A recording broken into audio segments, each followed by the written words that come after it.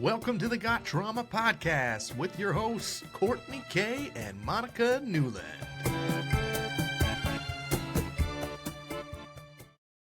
Good morning and welcome back to our holiday edition of Christmas with your fucking family.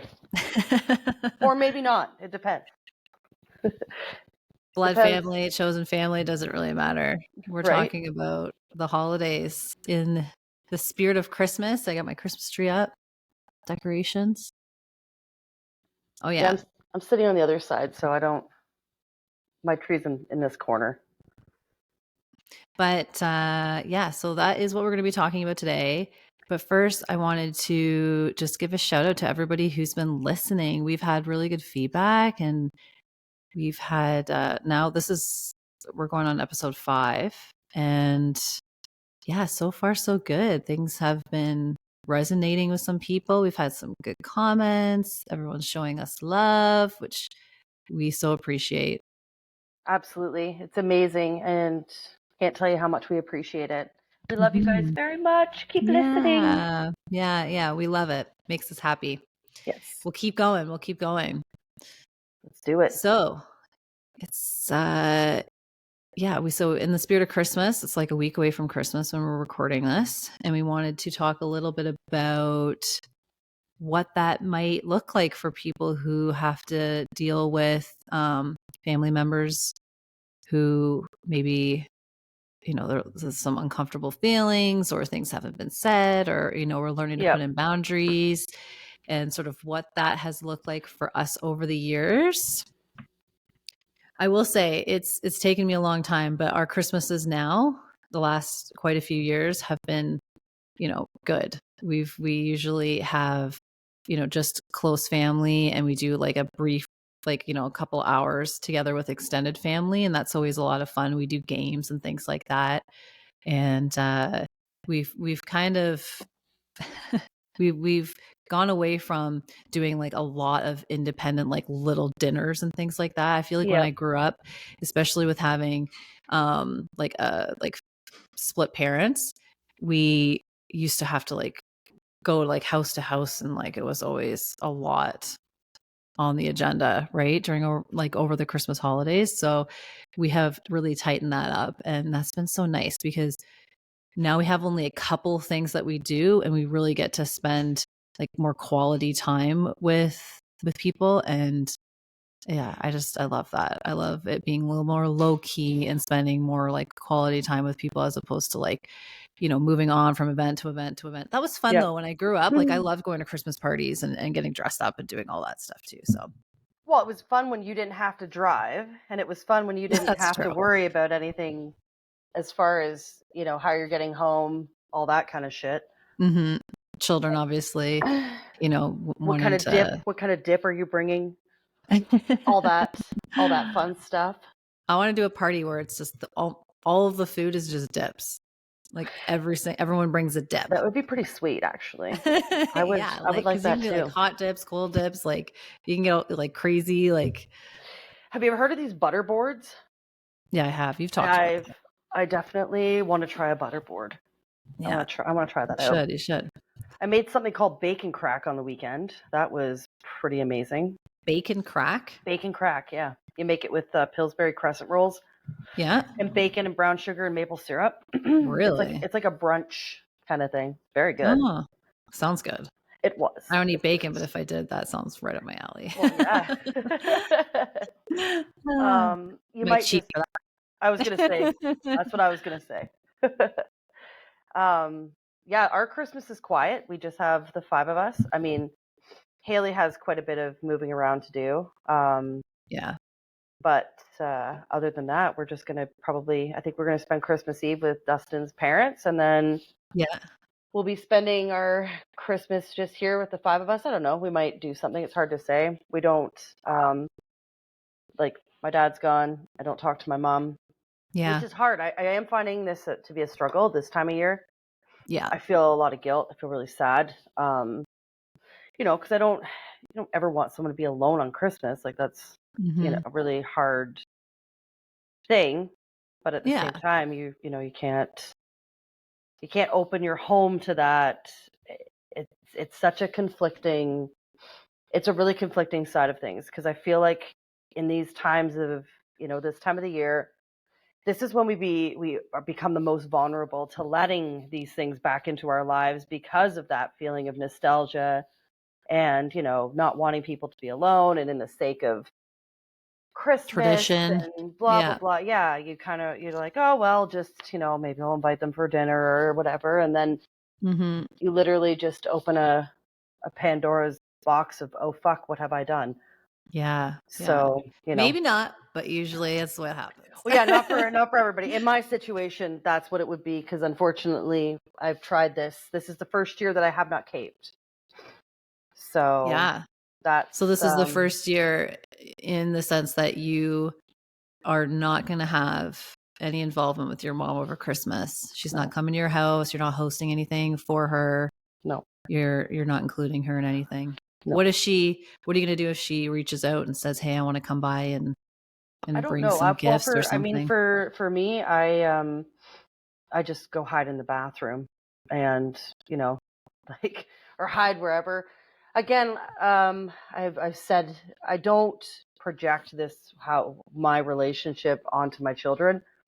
There hasn't been any issue between her and my kids, besides the eldest one, who also doesn't speak to her. The little kids, because she lived here for a bit, so the little kids, they talk about her lots, and they miss her. So, she wanted to come and see them. I just don't have to be here, right? Like, I'm not that person. Yeah.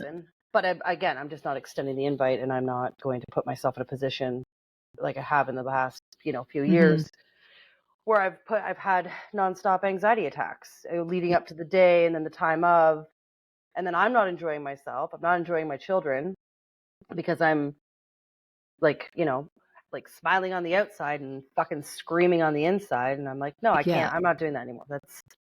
I spent way too many years doing that. And it was kind of always like that once I hit a certain age, and I was like different Christmases and stuff. And, it would always be, well, why don't you spend Christmas with us? And, maybe I would like to wake up and you're here in the morning. And it was like, but this isn't what it's supposed to be about.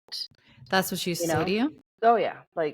And so like when you were an adult, like when you were older, and she'd be like, why aren't you here or waking up at my house? Yeah. Why aren't you spending the night here? And a lot of the reason we didn't spend the night there was because the night before there'd be a shit ton of drinking that would, just escalate into just, not a good time. Right. Yeah. Yeah. And when you have a small child with you, it's not a good time. No. Well, they want to get up early and do the whole, Christmas morning thing. Of course they're not. You want to be at home for that. They don't care if people are hungover. No, and you want to be at home for that. And we just, kind of want to be at home. Not that we didn't spend a lot of Christmas days hungover. Again, back in the day, when that's another thing that you can't do that. And once you get to a certain age, like being hungover on Christmas Day is just it's not even acceptable. Yeah. You know what I mean? It's just not, it's just like, why? Yeah. Yeah. I definitely feel like having young kids at Christmas time and trying to keep like the traditions alive and the conversations and the relationships open, like that becomes difficult, because like just what you're saying, you can put sort of how you feel aside, in order to benefit the kids. But because which is good, because you want the kids to be able to enjoy it to the full potential. But yeah, I find that really difficult, managing that dynamic. I don't have any relationship with my mom. It's been a long time since I've had to worry about like Christmases and things like that, long before I had kids. So, but I can still understand like where you're coming from.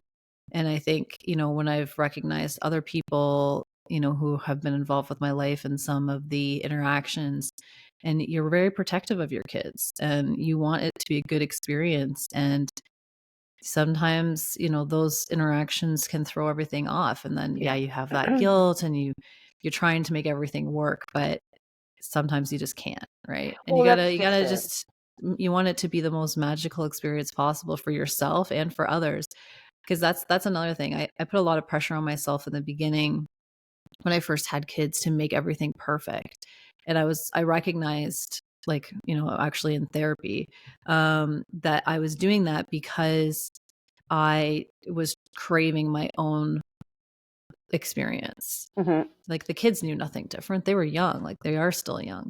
And I was trying to create this unrealistic, beautiful experience and putting like so many expectations on myself to make it like perfect.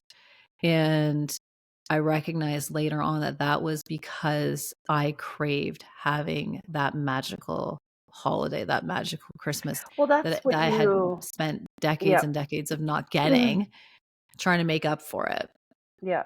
I mean, I have to say, in all honesty, as a small child, I had good Christmases. I mean, and this is the conflicting part of how, living with a narcissist works too, because there were times where you had these incredible fucking experiences, and this person went above and beyond to just give you the sun, moon, and stars. And sometimes, when the bad memories start to overlap the good ones, you almost feel guilty living in that nostalgia of being like, oh, that was such a great Christmas, blah blah blah. And I think a lot of the reason too that it was, sorry, the phlegm. A lot of the reason too that the Christmas like that were better was because that amount of drinking didn't exist in the house. Okay. Right? Like it was everybody was on their best behavior when Grandma and Grandpa came. And that was mainly because, and I didn't know any of this, but apparently my grandmother was quite a heavy drinker prior to, she had 2 brain aneurysms. Okay. And just, I guess, I don't know whether she forgot that she drank or how that worked. Like that again, I've been told conflicting stories, so I'm not sure. So anyways, once she didn't drink anymore, which was, I think I was probably like, I was old enough to remember her not drinking, so not old enough to remember her drinking. So anyways. Right. I just remember like those were the times where Christmas was very, it was good. Like we were all hanging out sober, and just a way different experience, right, than what home life normally was. So I feel like because I found that safety in Christmas, it was something that I really. Well, you knew that like things can be good sometimes. Well, like to your point of like the other side of like when you deal with narcissism, you hold on to those good moments, you hold on to those good experiences, and that being one of them.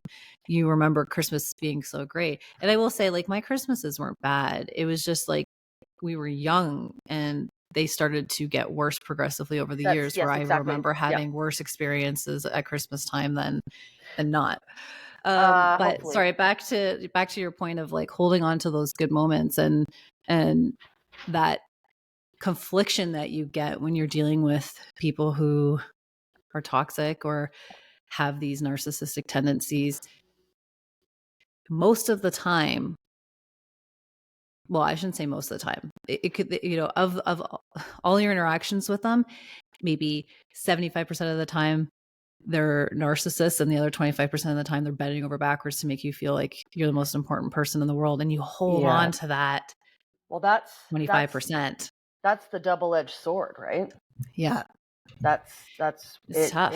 in a nutshell, because it is very conflicting to.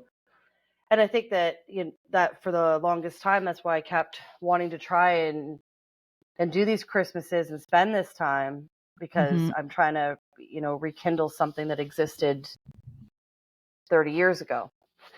And unfortunately, it's just not, it's not about me anymore. I know my inner child battles with that, making my kids happy. There's that little bit of jealousy that's, like, make me happy. I want to feel this magic. And it's like, well, our time has come and gone. Now it's about the kids. And well, exactly. And that's, to my point of how I was putting all of this pressure on myself to make it this like crazy, beautiful experience. And it was, don't get me wrong, but I wasn't enjoying it.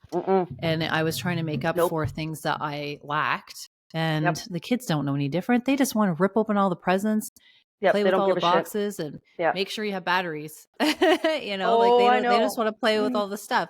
They don't care that you're trying to space out, the timing of everything so that things No. are smooth, or that you need to have your coffee in the morning, or that you don't want to get up at 5:30 in the morning because you want to, it's your day to sleep in, or what time you have breakfast at and what's on the plate. Like my kids don't even think anyways. They don't care about any of that.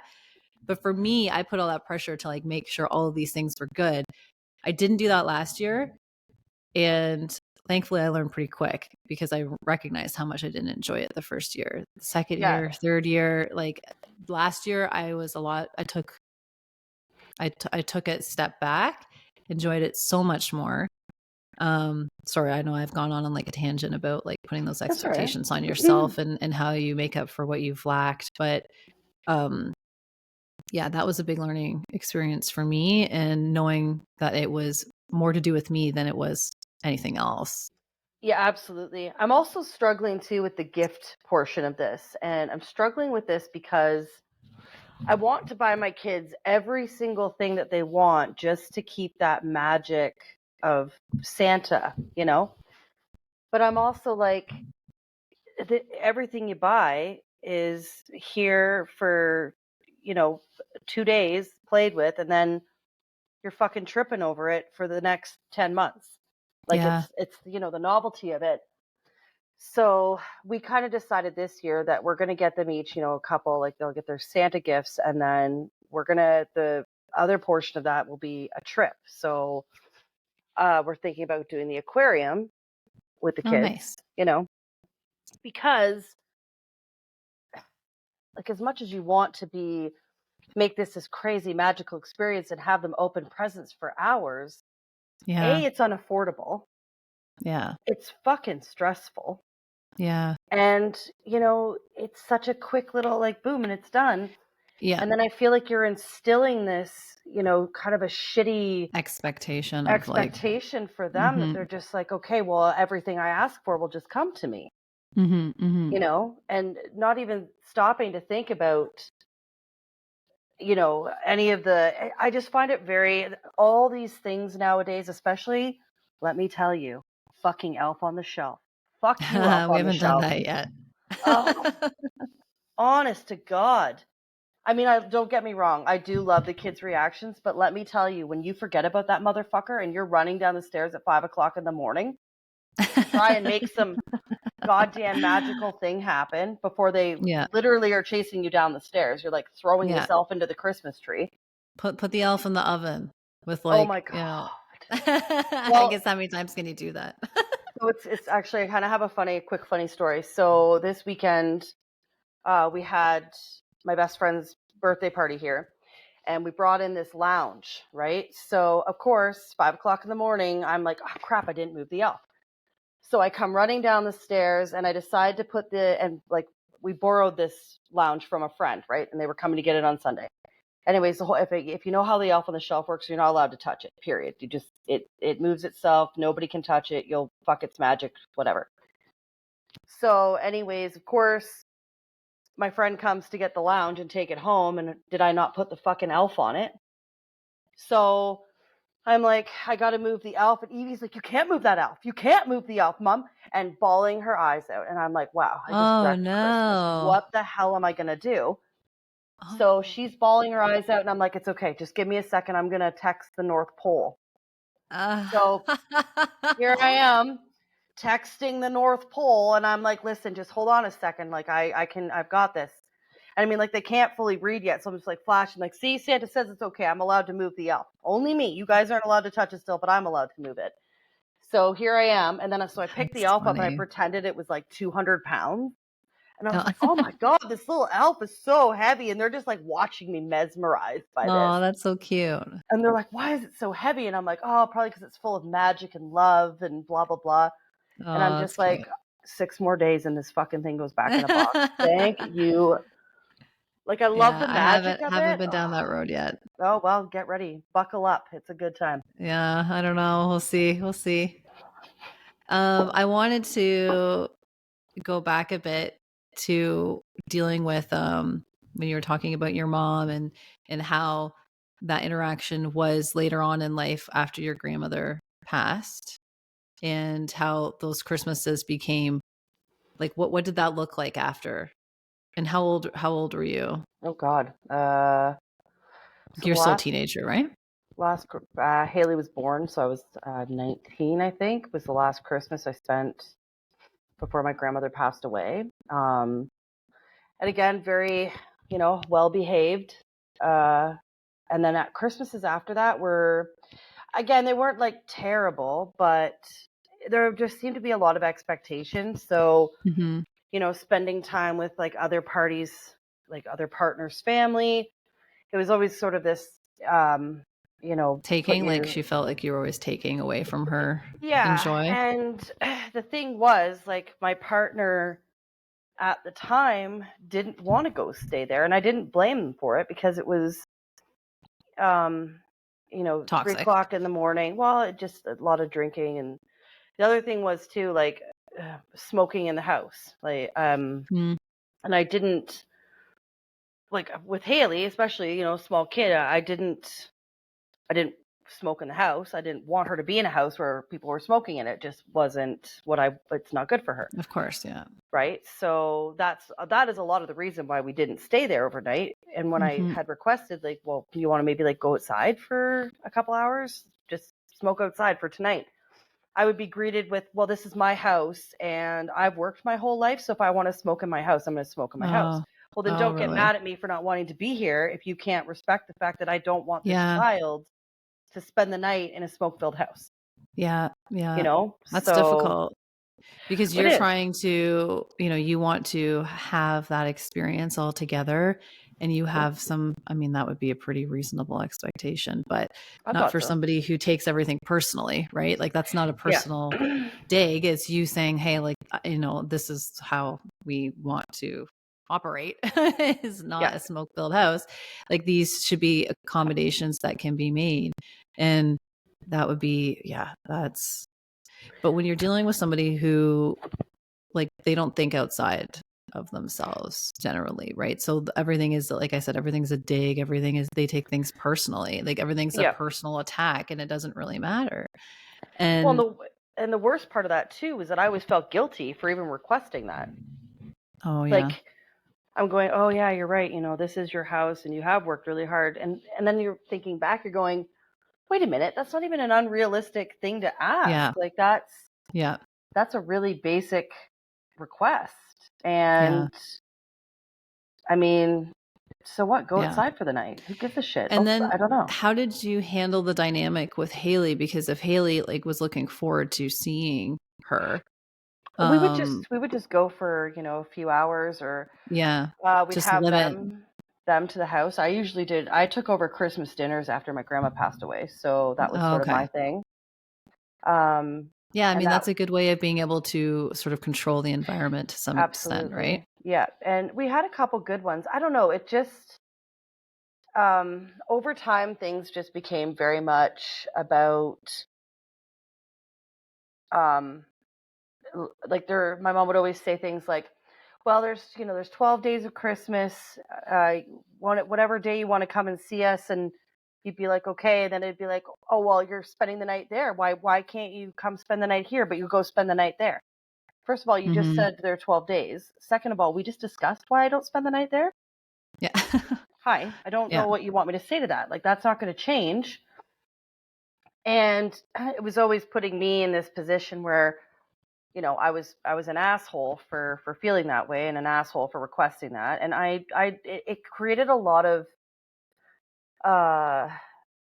for me, a lot of anxiety, obviously, because I'm feeling really, really guilty about this. So I feel like for a good 20-year chunk, I was not present in Christmas. I was just going to say that, like, the fact that you're able to, like, I was just thinking about my own stuff. Like, I don't remember. Now, I do have there is a big gap in a lot of my memory from growing up. I've obviously pushed stuff out or blocked it out, but I don't remember a lot of things. And Christmas is being some of that.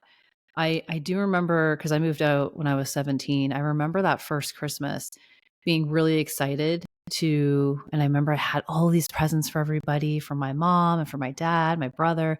Like I went all out to spoil everybody. And I remember it being like just a shit show. Like I remember there was some random guy there who my mom just, whatever guy she was seeing at the time. And they were always, pieces of shit. They were never healthy individuals. They were, drunk and high and doing whatever. And my brother was still there. And I remember just being such a, like, going back and being like, oh God, this is so sad. Like, watching all of that happen. And yeah, there's several after that I don't remember. And even before that, like, I don't remember the Christmases very clearly at all. Mm-hmm. And I just remember that I remember some of the good ones, I remember some of the good ones. I don't remember so much of the bad ones because I probably didn't engage much or something, I've blocked some of those memories out. But I had a couple of Christmases or holidays. I remember specifically one was in Easter where when I was living in Niagara. So, like, this isn't that long ago. And I drove all the way up north to go and pick up my mom because she didn't drive, to go and bring her to wherever we were going to celebrate. I don't know if we were going out for lunch or we were doing something for the holidays, only to find out that she hadn't been there for days and she wouldn't pick up her phone. I remember how devastated I was to be like, wow, like, you can't pull it together for a holiday. Like, this is happens a couple of times a year. Like, I'm trying. I remember putting myself out there over and over again, being like, okay, I can put my feelings aside. I can put my, like, sadness aside to push through it. So, like, we can all be together and try to have, like, a good experience and make memories together. It's like, we did actually get together, at Christmas time, and it was lovely. And it sucked because it was so frequently not like that. And to the point where obviously I gave up eventually, right? I just couldn't do it anymore to see if it was going to be a positive or negative experience. That's why I stopped this. Like I said, this is finally, Yeah. I like, hit my, what good am I getting out of this? For sure. Exactly. Nothing, unfortunately. And the drinking, like you've mentioned, both of our moms are alcoholics. So, like, the drinking part, you couldn't feel like you could have a drink, I'll have a mimosa or I'll have a glass of wine at Christmas because this is just the beginning of what's going to be like some you become epic disaster. You become the enabler, right? You feel like it. You definitely feel like it. Well, that's something that I also had to kind of understand, was, there would be times I would think, okay, well, if I have a few drinks with her, then I can handle whatever wild behavior may come about, right? Mm-hmm. So I'm doing something. Spoiler alert, that's not how it works. No, it really doesn't. No. So here I am doing that, but at the same time, I'm enabling this person who shouldn't be drinking to drink. And that's my selfish just wanting to get out of my own head because I'm just so fucking uncomfortable in my own skin that I feel like this is the only answer is you can't beat them, join them. That's the worst, And you can't beat them, join them. Yeah, that's true. And that's why I actually wrote a letter to my mom when I ended things as far as, our relationship went. And that was one of the things that I said in the letter was, I apologized for my enabling because I did. I enabled just so that I felt comfortable. I enabled instead of, being supportive and not having drinks with her, which would have been the appropriate thing to do. Again, lesson learned, right? But unfortunately, too much has happened. And, that's something that she can never change at this point. Yeah. So, I mean, I will say, I get what you're saying about if you wish that you could have not drank with her and not been that enabler, and maybe things would have been better. But I highly doubt that it would have made a significant, like, it may have, I don't know. That's tricky because she's on her own path and she was making her own decisions. She would have drank if you weren't drinking probably anyways. And I know that you do feel like you're encouraging the behavior, and you're basically saying, I don't really approve of this, but I'm going to do it as well. Exactly. That's what I'm getting at. That's what I mean. So, Yeah. and it's again, that's sort of it's a double standard, right? Yeah. In a way. So that's why I identified that, because, that was pretty much the whole, like, her excitement. Like, no, I won't say excitement, but looking forward to, instead of drinking by herself, she's got someone to, do this with her. Yeah. And yeah, it never ended well. It just really never ended well. There was always a switch that would just go like that. And you would be fine 1 minute, and then the next you were like, oh, fuck, here we go. And it would just be, bad. Just bad news bears. So. Yeah. Yeah. Well, I mean, yeah, hindsight's 2020, right? Well, exactly. We live and we learn. Yeah, and that's what I mean by that whole knowing that I was aware that this was a regular thing if we were having drinks together, that this switch would flip. So just not having enough discipline myself to know that probably not a good idea, right? The lesson was learned, but it just wasn't embedded yet. Because you're saying that you're not this is the first year that you're not going to go down that road, and so you basically decided that the pain or like the uncomfortableness of having that interaction over the holidays is just not worth it anymore. Yep. So you've made that decision to change the environment, I have made it, or change the tradition, because the traditions is like part of it, right? We talk so much about, you do all these things always over Christmas. Well, I made it about my peace versus my guilt. Okay. Yeah. So it's I'm not living in that state of, yes, it hits me every so often, and I get waves of sadness, and I do feel I still love this person. Like, despite the things, I still love this person. I can't just turn that off. That's not just gonna, I'm not gonna wake up one day and just not give a fuck. I do. Yeah, exactly. I just know that I finally understand that I am an important person, and my peace is very important to me. And I want to enjoy my children and not have to be this person with the smile on the outside, screaming my fucking face off on the inside. Yeah. Waiting just to get a drink into me so that I can just get through, whatever motion is in front of me. I don't want that. Right. I want to have a very, and that is like applicable. We've been talking about the holidays because that's tends to be when you make sort of these concessions for individuals. Yep. But this can be happening at any point in time throughout the year, right? Like, oh, absolutely. This is any situation. It's all holidays. This is the part of it where when you're dealing with these individuals, there is some good to them. Yeah. At the end of the day, this is somebody who is your family, who you love. You always have that bond with them to some degree, right? Yeah. You want to give them the benefit of the doubt. You want to be optimistic that things will get better. So, like, this is to your point of, like, this is the double-edged sword of dealing with narcissism. We're dealing with that sort of toxic people, those toxic people. You hold on to that, and you make those concessions, and you make excuses, and like to the point of our episode earlier about the trauma bonds and how all those things sort of come to be. Yep. And how these are ongoing lessons. Unfortunately, there are ongoing boundaries that you have to put in place. You have to continue with that self-love, like you said. You have to continue with keeping that perspective and protecting, yourself, your space, your loved ones. You have to continue to do that. It's not something that you just unfortunately it doesn't go away. And you do see glimpses of, like, oh, maybe this could get better. And it's sadly, like, in my experience, it has never happened.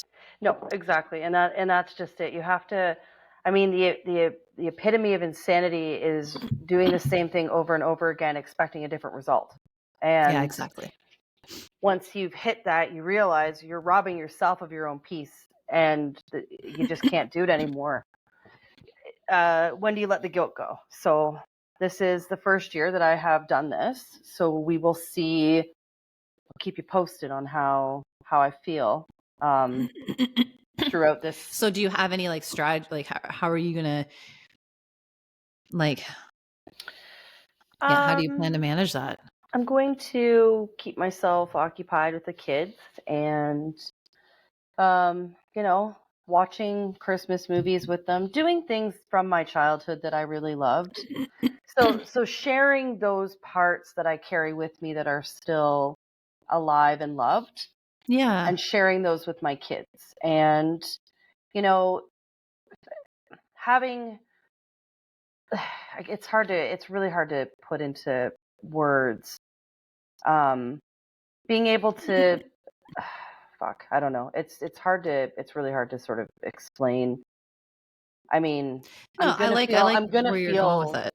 I'm going to feel emotional. There's going to be parts where it's the same idea of like your first Christmas when someone's passed away. Yeah. Well, yeah, you've mentioned it before, grieving a person who's alive, right? Yeah. So it is kind of like that. And that's even harder because you know that they're here alone. They're not, passed over on the other side with. Well, she might not be alone. I'm hoping not. I mean, I really do. I really do hope not. I'm sure my mom's not alone. I hope not. I mean, I do. Again, like I obviously don't have ill will or horrible. I don't feel like there's absolutely, what's the word? There's holding on to this shit doesn't do any good. There's no point in harboring anger and harboring, like, sure, be angry, have a little visit to Angry Town and then fucking build a bridge and get over it. Like, it's not you're not gonna benefit sitting there angry at all the things that happened to you, right?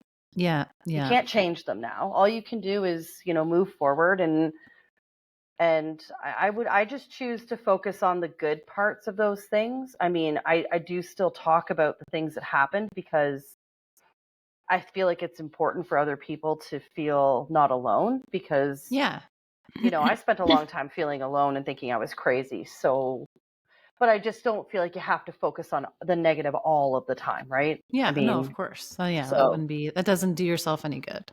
No, it doesn't. It's fucking exhausting. Yeah. Honest to God.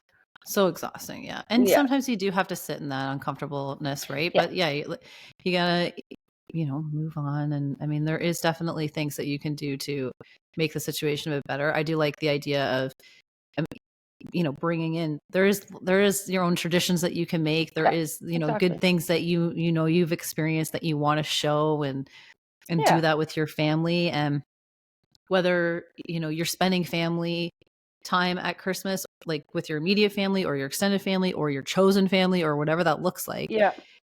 You can, it is totally up to you now to make it. I mean, that's one of the good things about when you put these boundaries in place and you decide to move on and you decide to make it what you want, you have the control to make those decisions of how it turns out, right? And absolutely separating yourself from those people, I mean, we've made that choice. We've come a long way to get to that point.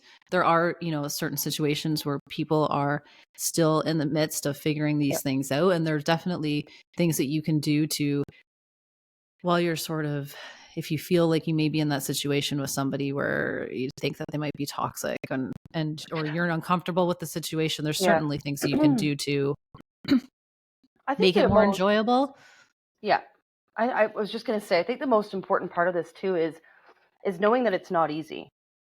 Is not having this expectation that once you've put this boundary in place or once you've taken these steps to, discontinue relationships because you just can't do it anymore, that it's not easy. Yeah. I've seen a few things where people, they talk about it like it's, it's just like dropping a plate on the ground. Breaks, you clean it up, it's gone, it's in the garbage. It's not like that. There's so many facets to it. You'll go through like that roller coaster of different emotions, happy, sad, guilt. And the most important thing is to just be able to know, okay, yeah, it's there, visit it, but you can't live in it. Yeah.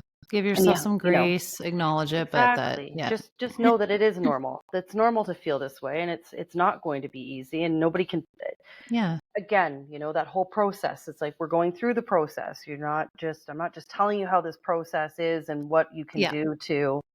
You got to go through it. That's all there And is just to it. severing ties doesn't just fix everything. No, it doesn't. That's It's not that, not even an though easy. like that's been the decision that we've made, we're freaking 40 years old. Like this has a long come fucking after time. many, many, many years, right? Yeah. Like we are definitely have gone through those processes and tried different things. And that's all normal to do as well. And we're just really sharing, where we've gotten to and how that's going to look. This is a new Christmas. I wish we didn't live so far away and we could be spending Christmas together. That would have been nice. That would be so lovely. Well, I'll be up right after Christmas. Right after Christmas, yeah. So that'll be nice. But yeah, I mean, for anyone who's listening, if you're, if you think that you're maybe in that boat where you're a little bit worried about what Christmas might look like, we can put some resources in the show notes of, just some tips and tricks or whatever, I guess, about how maybe you can handle those situations or, things that might be, they're just suggestions really. This is, to your whole point, this is a process. This is something, everybody's different. Everyone's relationships are different. Sometimes they're, this has been with our mothers. This is somebody who, it's sad because it's our moms, right? And it's tough that I wish this was somebody who we could just walk away from a little easier. Yeah. But I just remember like so many of these crazy situations, and a lot of it was around the holidays because I'm around more. I'm making the effort to be around more. I want to, and then I'm going into it thinking like, oh, this will be great. Well, I'll be there. I'll be able to help. I'll be able to like bring presents and we'll get together and have like this great time. And then it's like, I remember like it was like walking into a wall. It's like, oh my God, this is completely different. Yeah. And I mean, that's because like, I'm not an alcoholic, drug addict. Like, I'm not that unhealthy person. So for me, it was very shocking. For her, it was so normal. That was like her day to day. And so when you step out and you remove yourself from that and you realize like how fucked the situation can be, I mean, that's a difficult thing to come to terms with. And then, but it does take time and it does get easier with time. I will say that in these situations where you have to make those decisions about setting those boundaries or limiting your interactions and really, but pulling yourself out of it and giving yourself perspective makes, does help. Oh, big time. Absolutely. And if you also like my husband's family is very normal and I mean, normal, everyone's, normal's arbitrary, I guess. It's kind of a silly thing to say, but like they completely different than what we're used to, right? Like that's so it's like, oh, like this is what Christmas should be like, in my opinion. It's like, it should be just, getting together and talking and catching up. And there's none of these crazy expectations. Nobody's looking to get like hammered drunk and staying up till 4 or 5 o'clock in the morning, puking all over the responsibilities the next day. Cause like kids get up and they want Christmas. And so, I mean, I do feel like I've been able to see a different side and fortunately have had, like I started off the beginning, like I've had a lot of really good Christmases since, changing my situation, being able to remove myself from that and have that distance. I don't have any relationship with her. She doesn't message. I haven't heard from her in years. So I don't even know what I would do if she reached out and said something. But, at this point, we're just going to keep it as it is. You're going to keep the distance. What do you do, right? Mm-hmm. Mm-hmm. Last year was like a crazy snowstorm. It was. We had like 10 feet of snow. That gave what doesn't give me anxiety, but that gave me a lot of anxiety because I was like, oh my God, are we just going to be snowed in and not be able to even get outside of the house? Yeah, like, it was crazy. Like everyone lost power. Remember? Like we had our generator going and it was like, it was we luckily had a generator, but it was like freezing up and it was crazy Christmas. Yeah, it was. It was neat though. I don't know.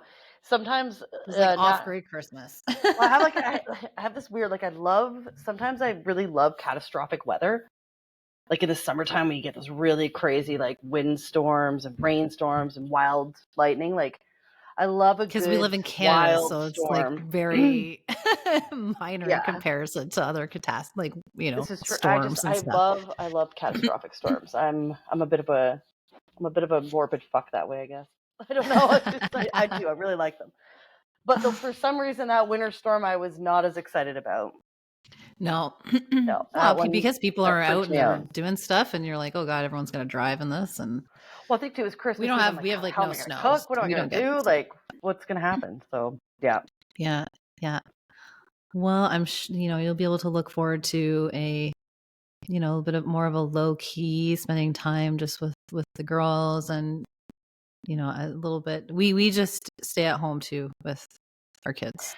Sorry, there's like creepy noises happening in my kitchen, and I'm not sure what they are because I'm home by myself. So fun. I'm like, what the hell is that? Well, we're gonna end it there. Yes. Then all of a sudden we don't hear from Courtney again by whoever just walked into my house. Oh no, that's not funny at all. No, not at all. But well, hopefully this wasn't too scattered for everybody. I think we had a lot of bases to touch today, and we were just holidays. Yeah. We got holiday mom brain, which is probably the worst form of mom brain you could have. So yeah, probably. But Merry Christmas, everybody, and Happy New Year. Yeah, we look forward to.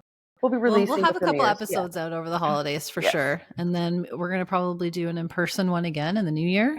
Yes, we'll be together, which will be nice because everyone seemed to. We weren't sure about the in-person one, like because we were sitting together on the couch and seemed to go. People seem to like that too. So yeah, we look forward to doing a little bit of both.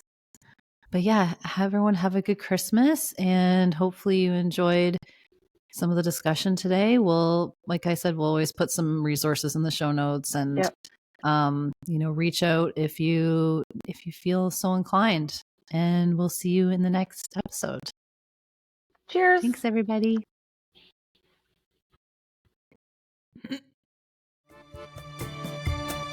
Thanks for tuning in. Be sure to hit those subscribe and share buttons.